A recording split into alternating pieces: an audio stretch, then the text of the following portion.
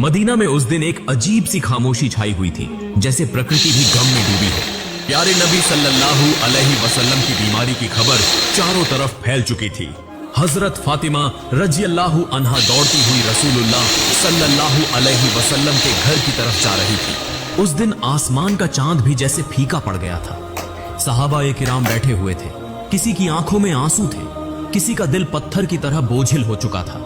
कोई कुछ बोल नहीं रहा था, बस खामोशी से सिसकियां लेकर रो रहे थे। इधर मोहम्मद रसूलुल्लाह सल्लल्लाहु अलैहि वसल्लम बीमार हालत में अपने घर में मौजूद थे।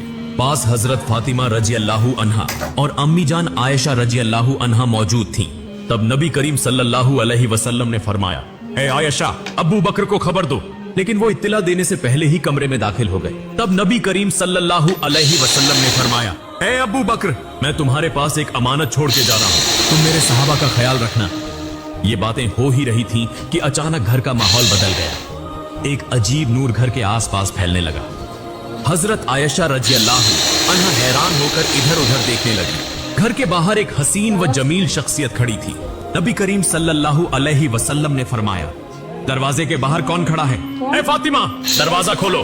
हजरत फातिमा रजियल्लाहु अन्हा ने कहा, या रसूलुल्लाह, मैं उन्हें पहचान नहीं रही, वो एक बेहद हसीन व जमील शख्स हैं। तब रसूलुल्लाह सल्लल्लाहु अलैहि वसल्लम ने फरमाया, तुम उन्हें कैसे पहचानोगी? वो एक ऐसी खूबसूरत हस्ती हैं जो जहां जाते हैं कभी खाली हाथ वापस नहीं आते। वो और कोई नहीं बल्कि हजरत अजराइल फरिश्ता है। ये सुनते ही हजरत फातिमा रजियल्लाहु अन्हा की आंखों से आंसू बहने लगे।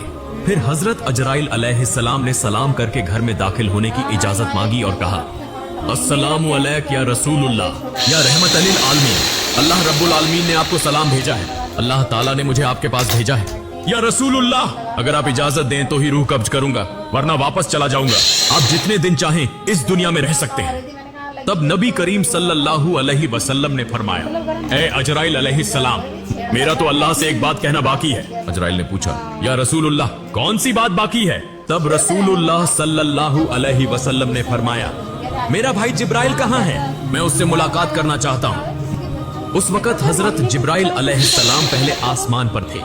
ये सुनते ही फौरन रसूलुल्लाह सल्लल्लाहु अलैहि वसल्लम के घर में दाखिल हो गए। कमरे के अंदर एक गैर फानी नूर की रोशनी फैल गई। उस नूर के बीच में हजरत जिब्राइल अलैहिस्सलाम खड़े थे। उन्होंने फरमाया, या रसूलुल्लाह, ए अल्लाह के पैगंबर, आप क्यों रो रहे हैं? मोहम्मद रसूलुल्लाह सल्लल्लाहु अलैहि वसल्लम ने फरमाया, ए भाई जिब्राइल, मैं इसलिए रो रहा हूं कि जब मैं इस दुनिया से चला जाऊंगा, मेरे गुनहगार उम्मतियों का क्या होगा? तुम मेरे रब से यह बात जाकर मालूम करो। ये सुनकर हजरत जिब्राइल अलैहिस्सलाम फौरन अल्लाह के अर्श की तरफ रवाना हो गए। अल्लाह रब्बुल आलमीन सब कुछ जानते थे, उसके बावजूद अजीम रब्बुल आलमीन ने हजरत जिब्राइल अलैहिस्सलाम से पूछा, ए जिब्राइल, तुम क्यों रो रहे हो?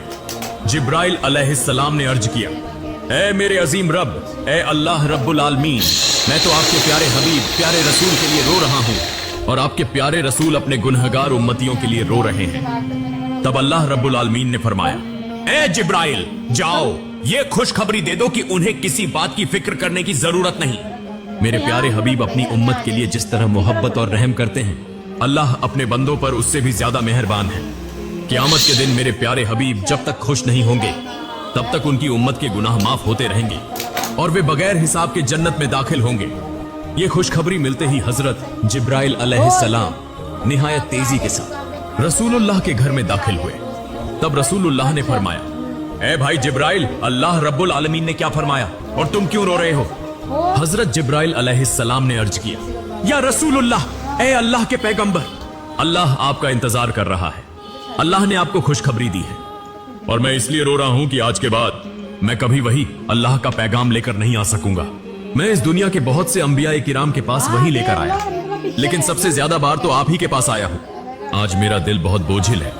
तब रसूलुल्लाह ने फरिश्ते को तसल्ली दी और फिर मोहम्मद रसूलुल्लाह ने हजरत अजराइल अलैहिस्सलाम को इजाजत दी। इस पर हजरत अजराइल फरिश्ते ने सबसे पहले अपना हाथ रसूलुल्लाह के सीना मुबारक पर रखा। तब नबी करीम ने फरमाया, ए भाई अजराइल, जान निकालने की जितनी तकलीफ है वो मुझे दे देना, मगर मेरी उम्मत को ना देना।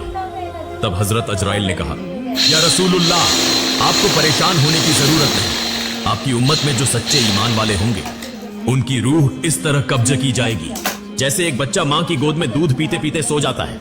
यह सुनकर रसूलुल्लाह मुतमिन हो गए।